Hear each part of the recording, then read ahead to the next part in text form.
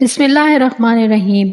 Maryam voice की तरफ से तमाम मोहतरम नाजरीन और सामीन को अस्सलाम वालेकुम वरहमतुल्लाहि वबरकातुहू। दोस्तों, इस्लाम के अहकाम सिर्फ़ अपने पैरोकारों की रूहानी नशोनुमा पर हुकूमत नहीं करते बल्कि उनके रोज़मर्रा के मामलात के लिए रहनुमा उसूल भी फराहम करते हैं। उनमें से बहुत से टोटके साइंसी तौर पर हमारे लिए इंतहाई फ़ायदेमंद साबित हुए हैं। यहाँ इस्लामी तालीमात के चंद कवायद की फहरिस्त है जो हमारी सेहत को बहुत फ़ायदा पहुँचा सकते हैं। नंबर 1, शराब नोशी से परहेज़ करना।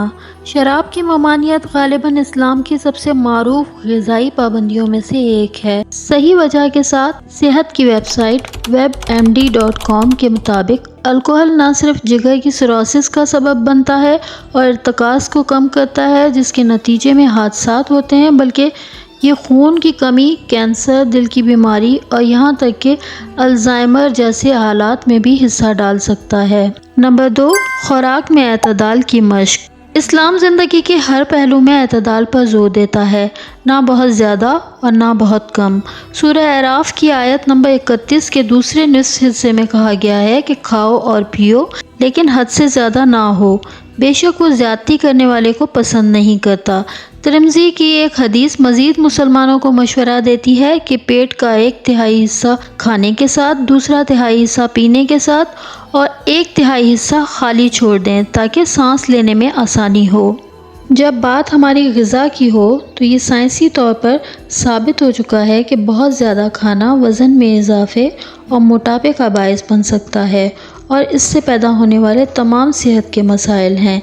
इसी तरह बहुत कम खाने के नतीजे में आपके जिस्म को मुनासिब नशोनुमा और बका के लिए ज़रूरी अज्जा हासिल नहीं हो सकते। नंबर 3, हर खाने के बाद टूथपिक का इस्तेमाल करना। पैगंबर मोहम्मद सल्लल्लाहु अलैहि वसल्लम ने अपने पैरोकारों को दांतों का इंतखाब करने की तरगीब दी क्योंकि सवाक यानी टूथपिक मुंह को साफ़ करता है और हर खाने के बाद रब को खुश्क करता है। ये आपके दांतों में खाने की साख्त को साफ़ करता है, सड़न को रोकता है, दांतों और मसूड़ों के इन्फेक्शन के ख़तरे को कम करता है। नंबर 4, बर्तनों पर ढक्कन रखना। बावर्ची खाने के बर्तनों की मुनासिब देखभाल पर जोर देते हुए नबी अकरम सल्लल्लाहु अलैहि वसल्लम ने फरमाया, बर्तनों को ढाँप कर रखो और पानी की खालों के मुंह को बांध दो। ये कीड़ों और छिपकलियों के गुजरने से आलूदगी को रोकता है और खुली कचहरी वाले घरों में आवारा जानवरों को खाने से दूर रखता है। नंबर 5, दिन में 5 वक्त की नमाज। रूहानी पहलू के अलावा दिन में 5 वक्त मुकर्ररा औकात में नमाज पढ़ना इंसान की ज़िंदगी पर मस्बत असरात मुरतब करता है।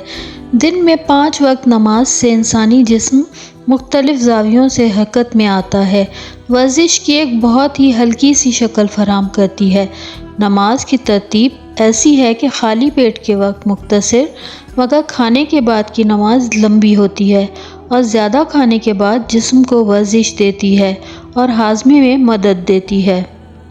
नंबर 6, खाने से पहले और बाद में हाथ धोना। नबी करीम सल्लल्लाहु अलैहि वसल्लम ने खाने से पहले और बाद में हाथ धोने की सख्ती से तलकीन की है। खाने से पहले और बाद में हाथ धोना एक बरकत है। इसी हवाले से एक और बयान ये भी है कि नबी करीम सल्लल्लाहु अलैहि वसल्लम ने सख्ती से मशवरा दिया है कि खाने से पहले तौलिए से हाथ ना साफ़ करें क्योंकि ये एक दूसरे में इन्फेक्शन मुंतकिल कर सकता है। नंबर 7, रमज़ान के महीने में रोज़े रखना। तिब्बी बरादरी आहिस्ता आहिस्ता दिन के बेहतर हिस्से में खाने से परहेज़ करके तिब्बी फ़वाइद को पहचानना शुरू कर रही है।